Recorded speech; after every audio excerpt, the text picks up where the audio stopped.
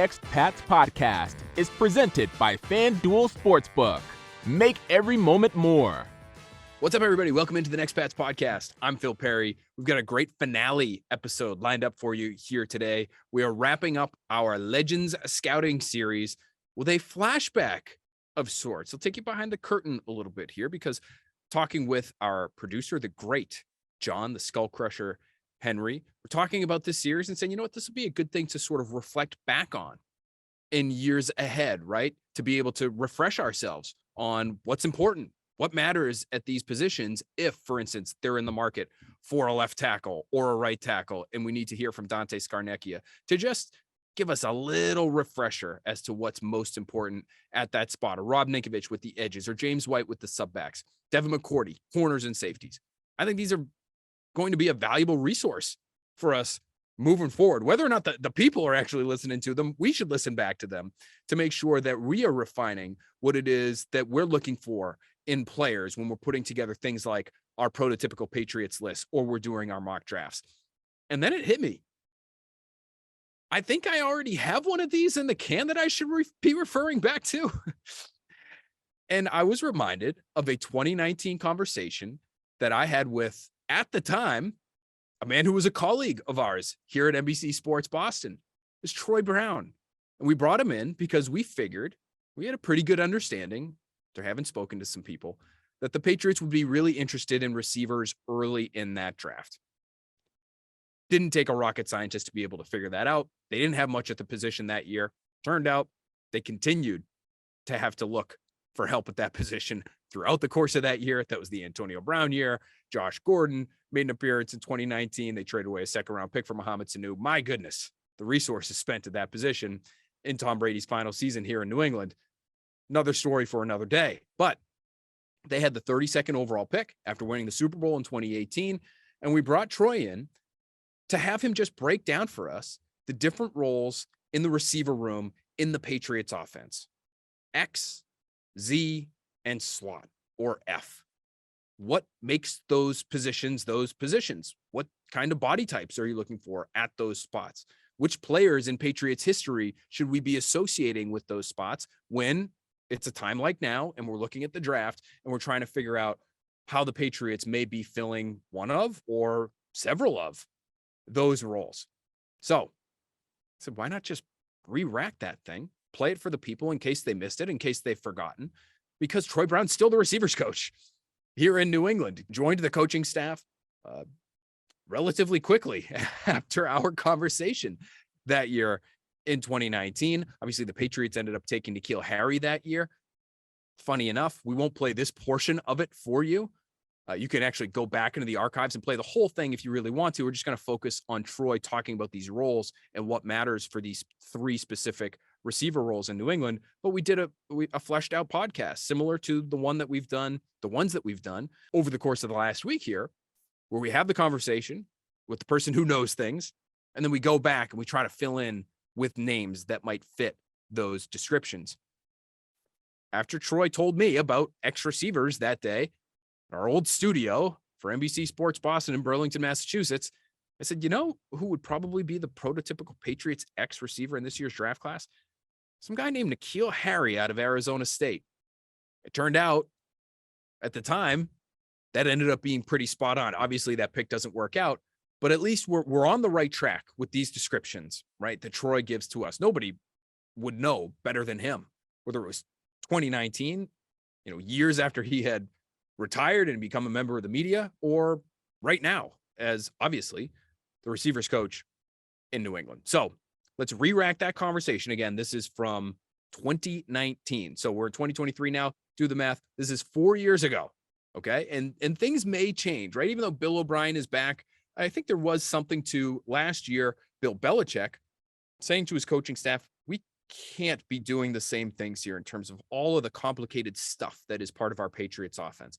So it would surprise me if Bill Belichick just brought the 2011 Patriots playbook, slammed it down, however many hundreds of pages that thing is, slammed it down on everybody's desks and said, get to work. So maybe there are little nuances associated with these positions, again, X, Z, and slot, that have changed from 2019 to 2022. I think in all likelihood, the roles are the roles, and they have been for a long time here in New England. So great resource for us. Let's flash back 4 years ago, Troy Brown and myself talking Patriots receivers, and then we'll come back and we'll try to fill in and give you a name for each of those spots. You retired 10 years ago? Yeah, thereabouts. Going on 12. It's going on 12. So we're over a decade, but it's still the same head coach. Yep. It's still the same quarterback. And it is still sort of the same guts of the Josh McDaniels. Well, he was on the defensive side of the ball when I was. Was he offense by the time you left, though? By the time I left, yes, he was. He was right? on the Charlie Weiss left after the 04 season. Okay. And Josh and those guys and O'Brien was still there. Okay. So those guys took over on the offensive side of things. And, it's like I said, they add to the offense every year. We know that, but it's the guts of the scheme is still the same, It's still, right? Yeah, pretty much the same. I'm sure they've expanded a whole lot and added a whole lot of things to the offense that, I probably wouldn't understand these days, but I'm sure there's a lot that's added to it. But, it's, like I said, I've been around this offense for a very long time. Even pre-Josh McDaniels, even pre-Charlie White. Well, actually, Charlie White was part of it back in the Ray Perkins days. So this offense kind of has that, what do they call it back then? The Earhart-Perkins. Yes, sir, Earhart-Perkins, So I was around it way back then. And I've seen it evolve to what it's come to now. So, so it's a lot that, I wouldn't say a lot for me. It seems like it's pretty simple for me, but, some people just have a hard time grasping it because it's not a number system. Mm-hmm. It's pretty much, a word-based, and you got to decipher what those words mean and execute it. And then, it's coverage-based as well, too, so which determines, especially if you're in the slot, determines what you do a lot as a slot receiver. So let's start there because as I understand it, and you can correct me if I'm wrong, I would say the base NFL offense has changed in that now it's basically 3 receivers, right? Yeah. It used to be 2. Yeah. Now it's 3. So you have your X, your Z, and your slot. Does that sound right to you? Okay. Let's start. That sounds exactly right. There we go. I was watching the combine and I was watching free agency start, and I was wondering why people were making such a big deal about these third nickel corners getting $9 million a year. Like they're on the field all the time. They're on the field all the time. Right. So it's not that big of a deal to see these guys getting, big contracts because some of the guys that's causing the most damage are the slot guys. And they're, in a lot of ways, the best options in that when you look at some of the numbers, they're the most efficient. It's the easier throws usually because they're shorter throws. It's a high efficient offense. So, you don't, throwing the ball on the field, fans like to see it and, other players and other teams, they like to see guys make big plays down the field. But, it's low percentage stuff. When you hit it, it's great. And everybody has Randy Moss on their team that can make those plays more often than not. And it's just it's a way to keep your offense on the field and keep drives alive. So let's start with the slot. I'm going to ask you for all 3 of these receiver roles, maybe what that receiver should be bringing to the table physically, but then also maybe some of the things that the Patriots will be looking for in terms of their thinking or their demeanor that stands out to you. So let's start with the slot. You're really familiar with that, obviously. And, we as a fan base feel like we are familiar with the guys, in terms of the physical stature and the abilities in terms of quickness and things like that. We kind of know what goes into that, but you tell us, what are the Patriots looking for physically in a slot receiver, in your opinion? Well, physically, I think the guy has to be pretty quick. I don't think it really matters what his size is, as long as he has good foot movement and an ability to not get jammed, from the physical side of things, can get off of that kind of stuff, fight through double teams, So you don't really want a guy that's kind of weak in there. You want a guy that's got a little bit of strength, some leg strength to be able to make all those cuts and come out of them, strong and exact, And those are some of the physical things that, they probably need to be a little bit stronger than some of the outside guys. But so you would be an example of that. Wes Welker would be an example of that, right? Yeah, I wouldn't say Wes was as powerful as a Julian Edelman as far as leg strength. What Wes did, he kept his feet moving a lot. He didn't necessarily come out of the breaks as strong as you see Julian come out of breaks, but he kept his feet moving. and he sold routes pretty good. And that's what got him open a lot. You see Julian getting open a lot, just coming out of those breaks, man. And those guys aren't able to hang with him, because he's just so strong coming out of those breaks. And then in terms of the mental side of things, how important is it at that spot to be able to process quickly? Because it seems like, and you can tell us, but it seems like things can change pretty quickly in there in terms of what you and or Brady may be thinking in a given play. Yeah, if you have the athletic ability and the ability to get out of breaks really well, that's one part of it. Then the bigger part of it is just understanding defenses and where the body's going to be, where the holes are going to be if they play in zone, where the coverage is coming if they play in man, and figuring out things in the middle of a game when you get something unexpectedly. So and the quicker you can figure that out and the quicker you can process that stuff, the guy that can do that the best is going to be the guy that's going to be on the field and earn Tom Brady's trust the fastest. And that's what it comes down to. So and you can't play that position if you don't understand coverages. And that's why we see so many of these slot receivers are the guys that Brady trusts the most, whether it's you or Welker. You're not necessarily going to see probably, just say if there was somebody out there that was quicker than Julian Edelman right now. We wouldn't necessarily see him in the slot. If he didn't really understand coverages that well. He may not be on the team, but if he is, he definitely wouldn't be doing a lot of the stuff that's on the inside like that. So, be some things that make he could think a little bit less. Go out there, run me a cover back. If it's cover 2, and then run a go route, run a fade route, whatever, release outside. Simple stuff like that. But sometimes you got 1, 2, 3-way goes. On some of these inside routes, depending on the coverage that they play and the leverage they have on you. So, so you just got to recognize it, and you got to be thinking. I got to be thinking everything that Tom Brady's thinking right now. So, and then that's why. I was kind of, nitpicking a little bit about last year, the offseason. It was so important to us because, we went over a lot of things that here's what I'm thinking on this, and I'm thinking on that, You're talking about when Brady wasn't there for the spring workouts year, and those sorts of things, right? But I know he was comfortable with Edelman, and they did their thing and everything. So, and it worked out. And it worked out. In the end. So, but that's... But that's what you're talking about. He deserved the offseason off. So, and that's what you're talking about. When we're talking about slots, we're talking about guys that are smart, that can process quickly.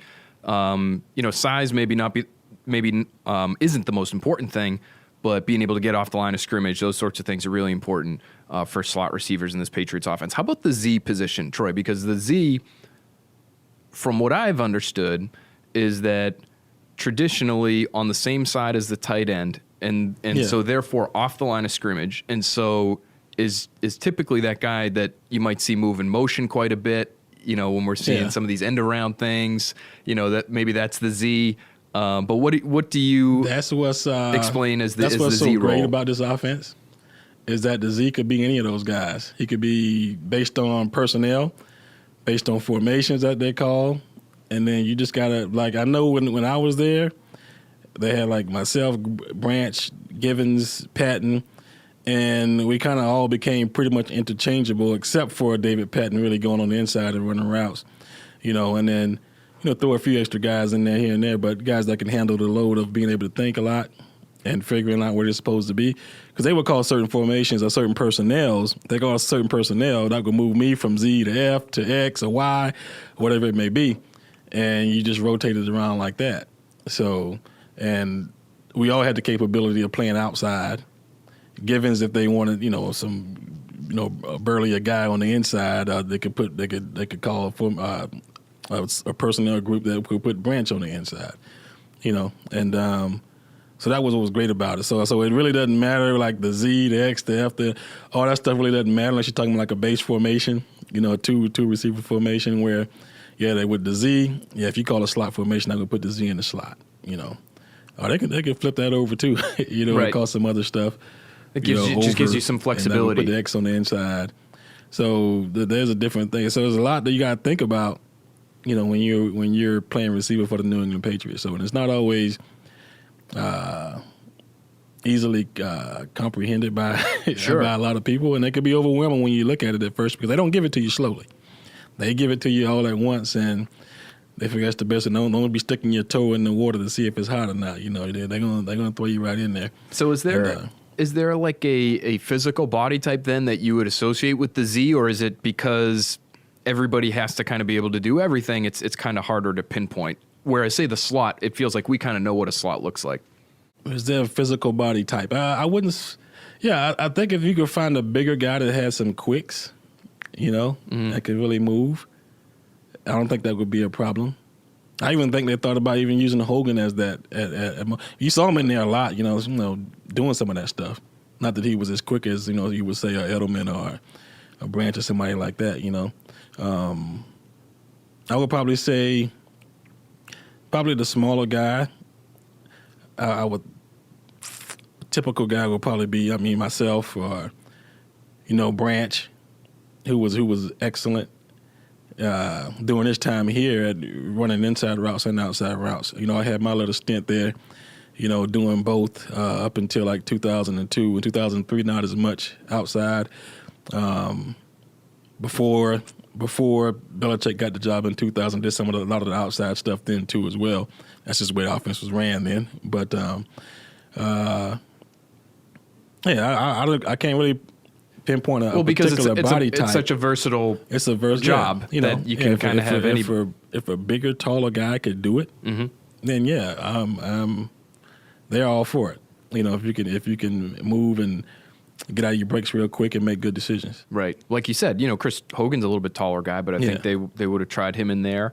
And then, you know, maybe even a shorter guy. Like I know Edelman at times, you know, he's not always in the slot. I think the Patriots actually would like to try to get him out of the slot a little bit more, maybe to prevent him from being hit so often. So maybe you see him as kind of the quote unquote Z moving in and out. Well, it creates a situation where they can be more flexible with him. Sure. On the field, if we're able to put him outside, he can go out there and get open and catch the ball and make plays out there. Yeah, that's great, you know.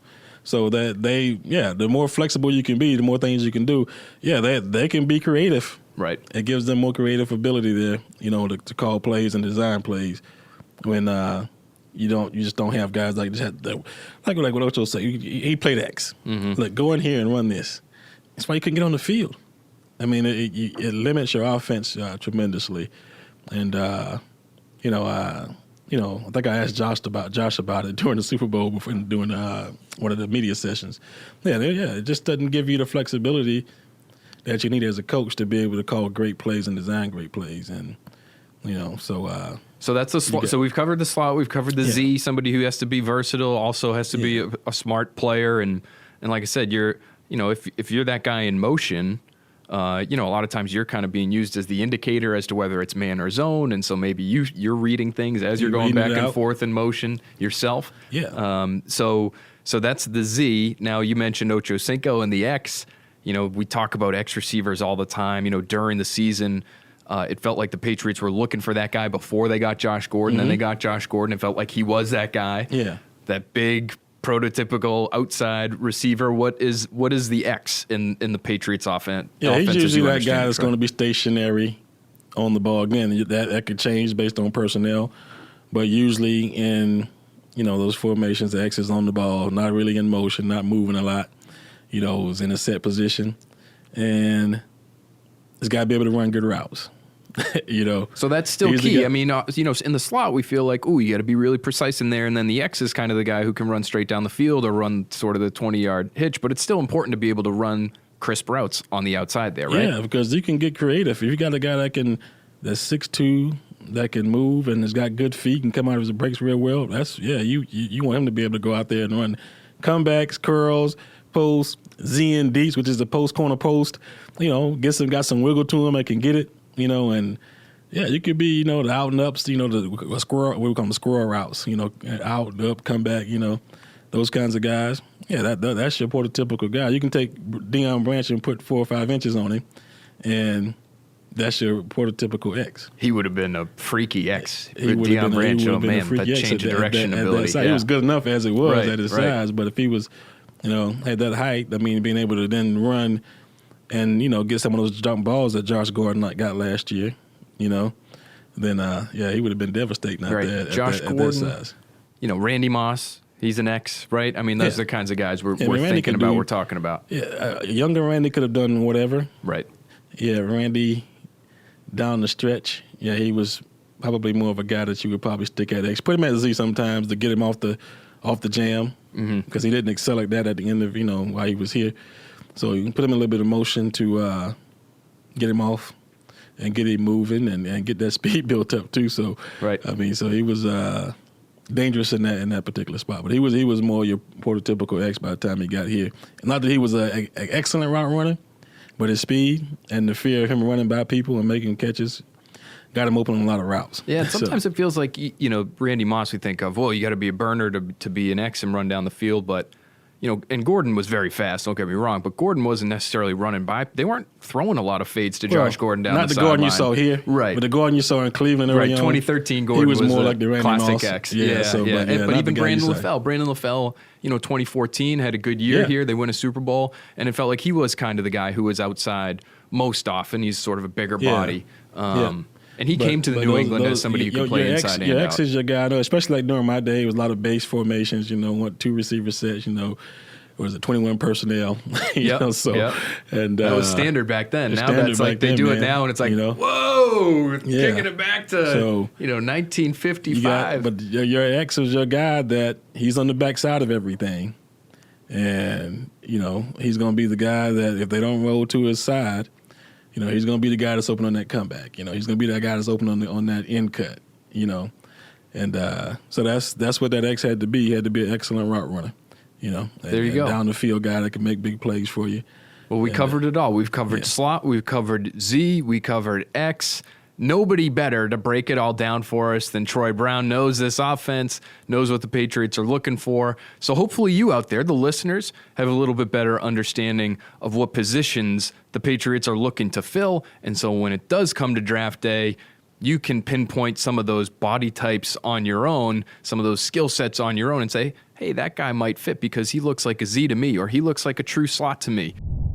All right, there you have it. A lot of fun listening back to that conversation with Troy and getting all the details on what it is he felt at the time was necessary to play all three of those spots. So now let's get to the names portion of this thing, right? And let's start with that slot position right off the top, because I think this is the easiest one to fill. I'm going to go with Jackson Smith-Njigba from Ohio State.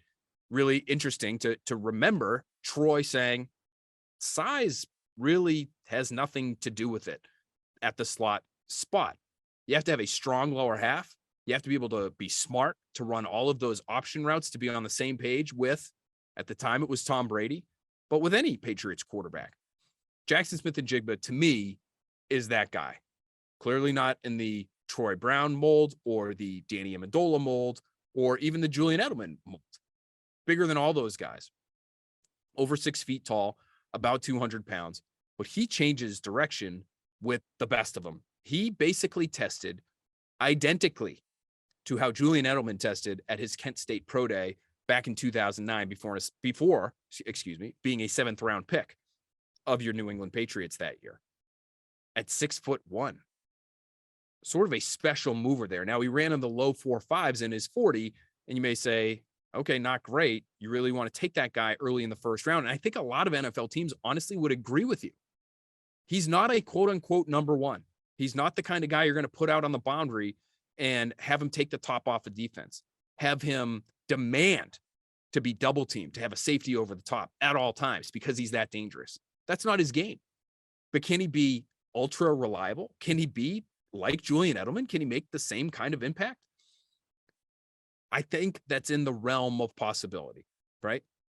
Cooper Kupp is another name for me that comes to mind when thinking about Jackson Smith-Njigba. Not going to blaze a 40 time, not necessarily going to run by a top tier corner. That athleticism for him is just a little bit different. It's more sudden. It's quick twitch.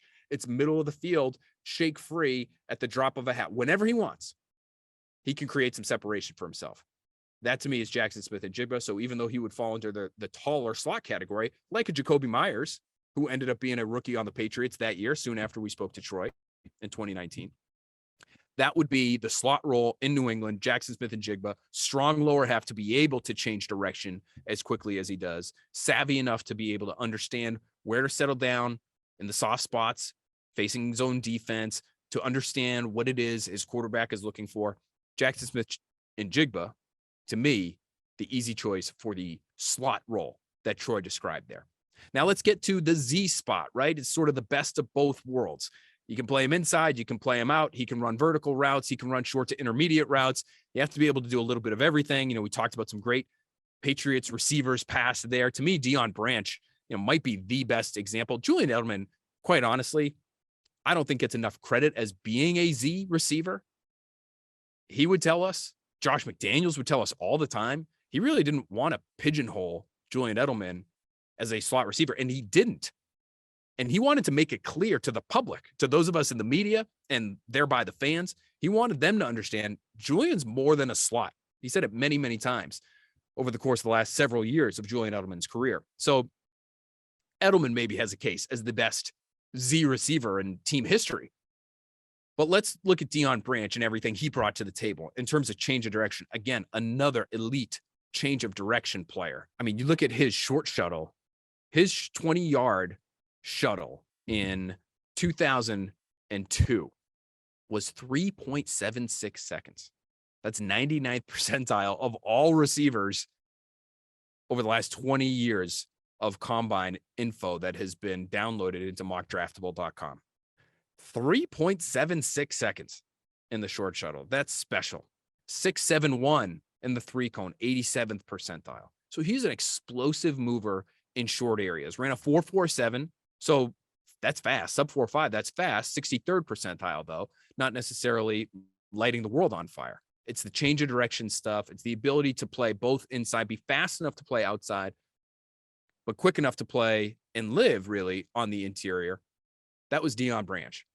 For me this year, the best fit for that kind of role in New England would be Zay Flowers out of Boston College. You go back and listen to our conversation with his head coach, Jeff Hafley, everything that he brings to the table on the field in terms of being able to separate in the short area, run those little option routes, run those whip routes, and have people completely confounded as to how they're supposed to stick with him in those situations. And you can see him the next snap on the outside the numbers with a quick release at the line of scrimmage, get that cornerback that's trying to press him on his inside hip, and then turn on the jets and get 3 or 4 steps on the guy within 12 or 15 yards. That's Zay Flowers. To me, he's inside and out. He looks like a slot receiver, but he's not just a slot receiver. And for me, that's what makes a great Z, right? As Troy said, that's the guy that's going to be in motion that you can do some things with in order to dictate coverage, in order to identify coverage. Zay Flowers, to me, is another great option because he's so good with the ball in his hands to be able to hand it off to him on some of those jet motions, those missile motions that we see in the Patriots offense. To me, he is the ultimate Z receiver in this year's draft class. Is he somebody that they'd be willing to spend a first-round pick on? That, to me, is a little bit different discussion. Jackson Smith and Jigba, if you want him, if you want that elite slot presence, if you want maybe the next Cooper Kupp, you're probably going to have to spend a first-round pick on him. Even that might be too rich for the Patriots, just based on how they grade these guys and how they look at positional value. But Deion Branch, again, as outstanding as he was for Louisville and as dynamic as he was as an athlete, still a second-round pick for your New England Patriots back in 2002. Zay Flowers, again, he's probably going to be a first-round guy. So maybe the Patriots trade back and they feel better about making an investment in a player like that at the back end of the first round. But at 14 overall, that feels a little bit, as good as he would be in that role, feels a little bit early for Zay Flowers. All right, now let's move on to the X receiver spot here. And this one's a little bit more difficult to try to figure out in this year's draft class because there just aren't that many players who fit the suit in this 2023 NFL draft. Big-bodied receivers. Okay, let's think about friend of the podcast, Quentin Johnson. He would be an X. He would most certainly be an X in the Patriots offense. Size, explosive, both running and jumping ability. Didn't necessarily light it up in the 40s. Basically a 4.5 guy, but his jumps were incredible, over 40 inches in the vert, ridiculous broad jump. This guy's a pretty special athlete for his size. At 6'3", almost 210 pounds, to have a 97th percentile broad jump, 11 feet, 2 inches. That's just, I don't know what you're supposed to say about that. I mean, that's just completely absurd. That is alien stuff there from Quentin Johnston. But I'm not going to choose him as the X receiver prototype based on the description from Troy, because what was the first thing he said when we talked about X receivers? You got to be able to run good routes. So yes, you may be that stationary on the line of scrimmage guy. You may be that deep threat. You may be that classic boundary option, but you got to be able to run good routes. And while I think Quentin Johnston is fine in that regard, I don't think that's necessarily his calling card. And he does have some pretty good change of direction ability with the ball in his hands. He's a yak monster. And so, again, even though the 40 wasn't great, even though his 3-cone time was reportedly abysmal at his pro day in the 7.3 range, that's not what you're looking for, especially if you want to play receiver for the Patriots, who for years and years and years have taken elite change of direction athletes, regardless of which of these 3 receiver roles you're talking about. So I'm not going to go with Quentin Johnston as the X receiver pick. The player I'm going to go with here is A.T. Perry out of Wake Forest. 6'3", 198 pounds at the combine, checked in at 202 at his pro day, if that makes anybody feel any better out there, that he broke that 200-pound mark. 33-inch arms, 9.25-inch hands, plenty of wingspan, 81-plus inches, and I think plenty of athleticism to play out there. 4'4", 740. 35-inch vertical, 11.1 broad. So again, you're talking about a longer, explosive athlete who fits the suit of being that outside the numbers receiver, whether it's here in New England or anywhere else. Where he has Quentin Johnston beat is in the route running department. And that's why I go with him here, because that was something that Troy prioritized. First thing he mentioned when we started talking about this position. It's not just all about running by guys on the outside. Let's check in with the beast from Dane Brugler of The Athletic. We've been doing this periodically as we've gone through this series to kind of pick apart some of his assessments. He works so hard on this thing year round. He's talking to all sorts of NFL people. And the route running aspect of Perry's game is something that is apparently excellent as far as Dane is concerned. Agile-footed route runner who could teach a masterclass on pacing. Runs routes to proper depth with efficient footwork to snap comebacks/stop routes. He has a knack for finding the void in zone coverage, effectively uses his body and pterodactyl wingspan on vertical patterns. Dane goes on to say, Perry doesn't have elite speed, but he is a polished route runner with above average tempo and ball skills to consistently give his quarterback a target. That to me is what we're talking about on the outside. Speed is great. Having Randy Moss out there running by people at will is tremendous. You know, having somebody like Aaron Dobson, who I think was brought to New England to be their X receiver of the future, never ended up panning out. But when you look at what he was, 6'3", 210, 4'3", 740, that's an X. But having that 4.37 speed, 90th percentile, wasn't enough to make him, an impactful player.